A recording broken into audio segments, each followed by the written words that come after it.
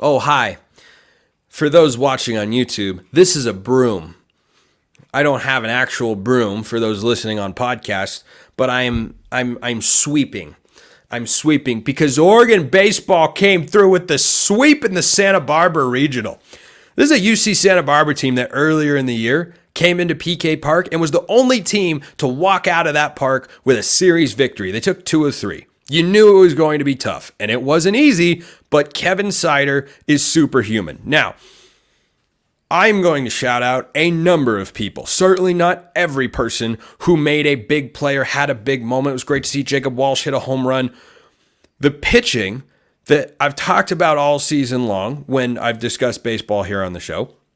And by the way, got to shout out Jared Mack because when he came on and baseball was just kind of getting underway and was looking at the season, he said very clearly and was 1,000% right that this is a different level pitching staff than what Oregon's had in the past. And this could not be more true because Kevin Seitter just threw a 125 or 126 pitch complete game shutout against the 14th ranked team in all of college baseball on the road. And guess what? The day before against UC Santa Barbara, Grayson Grinsell was magnificent. The fact that the pitching staff against the Gauchos, who have had great pitchers as well, are more known for that than hitting, but still they got some dudes that can swing the bat. In the last 2 games against the Gauchos, a perennial top 25 team and program every year and all throughout this season, allowed 1 run in 18 innings is crazy good. I'm a Seattle Mariners fan. I am accustomed to watching high-level pitching. We have the best pitching staff in all of baseball up there at the major league level. So these games were incredibly familiar from a feeling standpoint for me. But for Oregon, this was different. They did not win games like this. Last year, they didn't do it the year prior. It just wasn't in the cards. Kevin Seitter is the number 3 starter. He's the Sunday guy. It's RJ Gordon first. It's Grayson Grinsell second. It's Kevin Seitter third. And boom, boom, boom. Mark Wazikowski rolls him out there. There was a questionable decision in RJ Gordon's start. I was okay sending Gordon out there for the 8th at 108 pitches in that game against San Diego, but he needed to be on a 1 base runner and yank situation.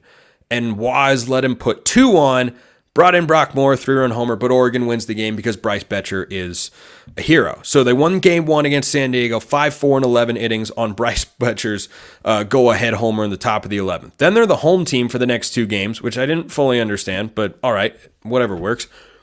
In game 2, oh man,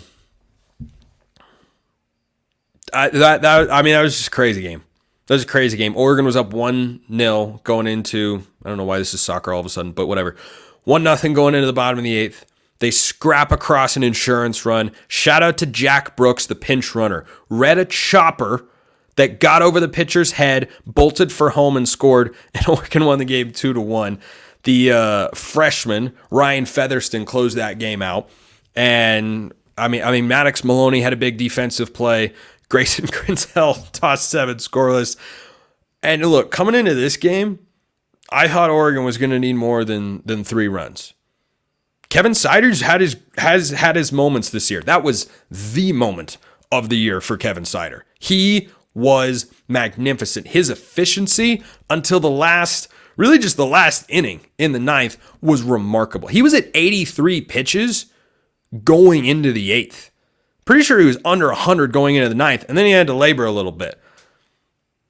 Got one guy down to the final strike, and he singled. Got the next guy down to the final strike, and he singled. Then he was down 2-0 to the next guy, who was the tying run at the plate, and had hit a home run in this regional, and he struck him out on pitch number, I think it was 126. You want to talk about grit, gut, determination. You ever thrown 120 pitches in a game? When I was in Little League, there was a pitch limit. We all had the pitch limit. And when I pitched all the time in Little League, but in American League, at least where I'm from, that's what we called it, the pitch limit was 85. And after 85 pitches, I felt all right. This was a little league mound. As a kid, throwing, not that hard. I was about location and off-speed stuff. After 85 pitches, I was okay, but I didn't want to pitch the next day. I could have thrown 100. 126 pitches? Dude. That's some... For those listening on podcasts, I'm doing some big balls chip here because that's what that was. You got to have some cojones to just muster up the intestinal fortitude to run on adrenaline. Final pitch was a high fastball, struck the guy out, and Oregon goes 3-0 in the Santa Barbara Regional. Remember, going into this regional, where Santa Barbara was hosting, they're the favorite. They're playing on their home field. They had won 14 consecutive games. San Diego, Oregon's first opponent, had won 10 consecutive games. And Oregon went 3-0 against those teams after going 0-2 in the Pac-12 tournament. As I said going into the regional, it's baseball, man. It can be random and weird and not play out the way it should on paper. Because on paper, Oregon shouldn't have won these games, but guess what? They won them, and they're going back to the Super Regional. Do not know yet, because the Supers are not all set, if Oregon's hosting. I really hope they do, for two reasons. Number one, they had awesome support last year. PK Park was electric. And number two, I'm going to be back in Oregon this weekend, and I could go to the games. That would be great. So I don't know it's a guarantee. I know Oregon was, I think, the lowest ranked in terms of RPI at-large team to get into the regionals. But they proved that they belong. And for them to win in this fashion, 3 straight games where the pitching is just dynamite. RJ Gordon and Logan Mercado game 1. Grayson Grinsell in game 2. And Ryan Featherston finishing the job. And then Kevin Seitter. Bullpen tired. Mercado not I'm good. I'll just run it all the way through. That was awesome. That was awesome. I hope that everybody out there recognizes how strong this program is becoming. Back-to-back super regionals, that's the equivalent of going to back-to-back Sweet 16s. That's what it is. Because Omaha is, I think, the final 8. But, getting past regionals is, I don't know if the exact numbers line up, but it's the equivalent of getting to the second weekend of March Madness, which Dana Altman very nearly did this year. Should have done, as a matter of fact. But we need not go back down that rabbit hole because Oregon's got a chance. And I said going into the regional, Oregon's 75-1 to win the College World Series. Of course they could. It's baseball. You've got Arizona losing to Dallas Baptist. You got Vanderbilt, a national power in baseball, getting eliminated by High Point. You got GCU it's baseball. Tennessee is the best team in college baseball. They have been all year. But I don't know. If you got pitching, you can always make it interesting. When your starters are giving you a chance. And, my biggest keys going into the regional were the starters have got to go at least 5 innings. They all went at least 7. Yeah, so let's check that box off. And then what was my other key? That the bats needed to not win the game, but they needed to heat up a little. And they've kind of done that. They've kind of done that. Maddox Maloney got robbed of a home run. It was a heck of a play by the Santa Barbara left fielder. I mean, a heck of a play. Or else this is a 5-0 victory. Still, not scoring more than 5 runs in any of the last 5 games that Oregon's played, dating back to the Pac-12 tournament. That's strange. It's out of the ordinary. But that's what this team is. It's pitching, and holy crap, can they play defense. Carter Garotti plays a nasty third base. Maddox Maloney at short is filthy, and Bryce Betcher should have been the defensive player of the year.